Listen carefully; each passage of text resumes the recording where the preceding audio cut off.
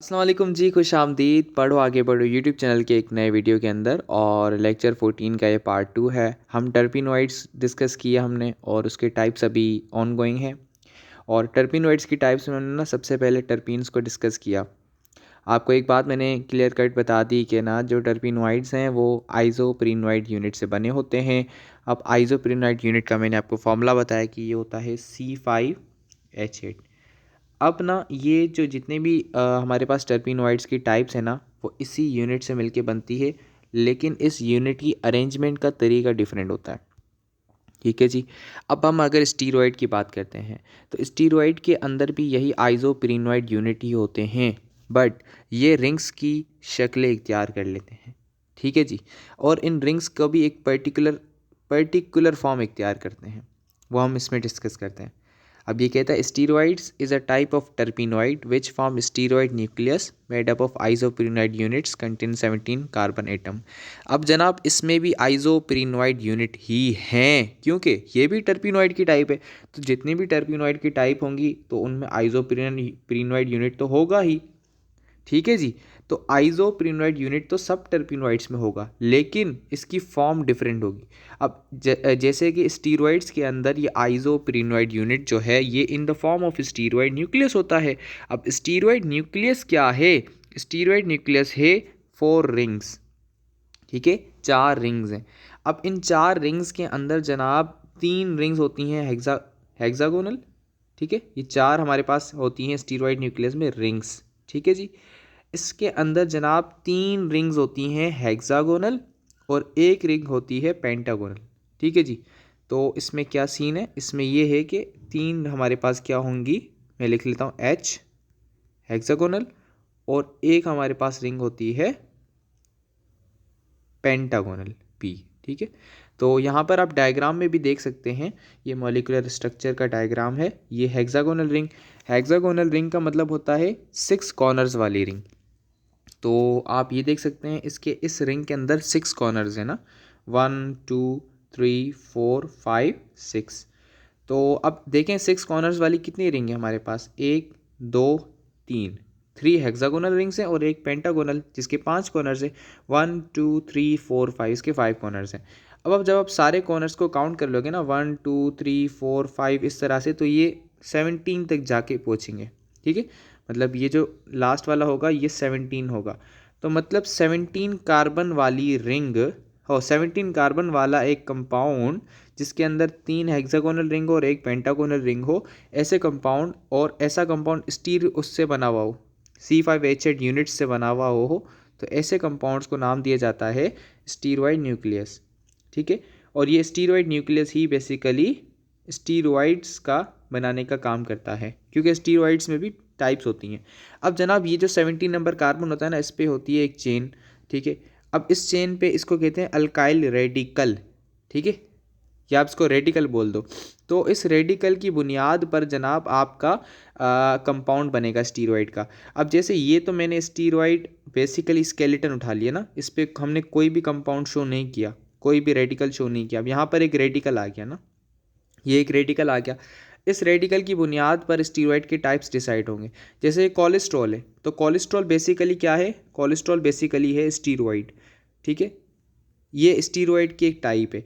तो इस पर एक पर्टिकुलर किस्म का यहाँ पर एक रेडिकल जुड़ा हुआ है। अब इस रेडिकल की नेचर डिसाइड करेगी कि ये कंपाउंड कौन सा होगा। ये बेसिक जो फ्रेमवर्क है ना, 3 हेक्सागोनल रिंग और एक पेंटागोनल रिंग, ये सब में सेम होगी। समझ रहे हैं बात को? ये ऐसा ही है जैसे मैंने आपको प्रोटीन बताया था। प्रोटीन के अंदर अल्फ़ा कार्बन पर जो अल्काइल चेन होती है उसकी नेचर डिसाइड करती है कि ये प्रोटीन कैसा है। अब ये सारी बातें इन्होंने लिखी हुई हैं जो मैंने बताई, तो अब पढ़ लेते हैं बुक से। ये कहता है कि आइसोप्रीनाइड यूनिट से बना हुआ एक 17 कार्बन वाला 4 अटैच रिंग की फॉर्म में स्टीरॉयड न्यूक्लियस होता है। 3 इसमें होती हैं हेक्सागोनल रिंग्स और एक होती है हमारे पास पेंटागोनल रिंग। ठीक है। और ये जो रेडिकल अटैच होता है ये हमारे पास टाइप ऑफ स्टीरॉयड को डिसाइड करता है, यानी कि स्टीरॉयड का कैसा टाइप होगा। जैसे कि आपको यहाँ पर जो चेन, ये अल्काइल रेडिकल की चेन नज़र आ रही है, ये डिसाइड ये करती है कि ये कोलेस्ट्रॉल का मॉलिक्यूल बनेगा। Cholesterol is a precursor of the synthesis of number of steroids, testosterone, progesterone and estrogen. देखें, कोलेस्ट्रॉल है precursor. What is precursor? Do you know that? क्या आपको पता है प्रीकर्सर क्या होता है? प्रीकर्सर वो कंपाउंड होता है, ध्यान से सुनिए, प्रीकर्सर वो कंपाउंड होता है कि जो दूसरे कंपाउंड्स की फॉर्मेशन में as a substrate, as a molecule use होता है। मतलब मिसाल के तौर पर प्रीकर्सर अगर ना हो तो आगे वाले बनने वाले मॉलिक्यूल नहीं बन पाते।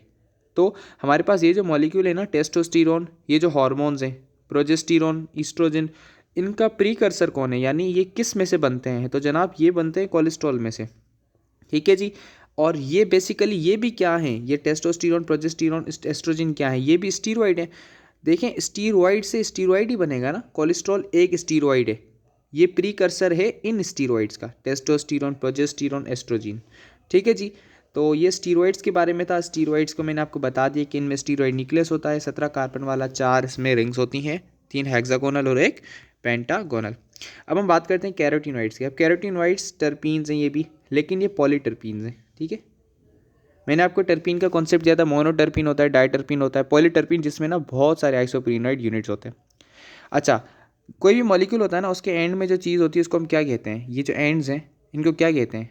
इनको कहते हैं टर्मिनल्स। ठीक है, अब है ना, इनमें या तो एक टर्मिनल पर एक रिंग अटैच होगी, किन में? कैरोटीनॉइड्स में, या तो दोनों टर्मिनल्स पर रिंग अटैच होगी। ठीक है, यही बात इसने की है। इट इज़ पॉलीटर्पीन्स, ये पॉलीटर्पीन्स हैं।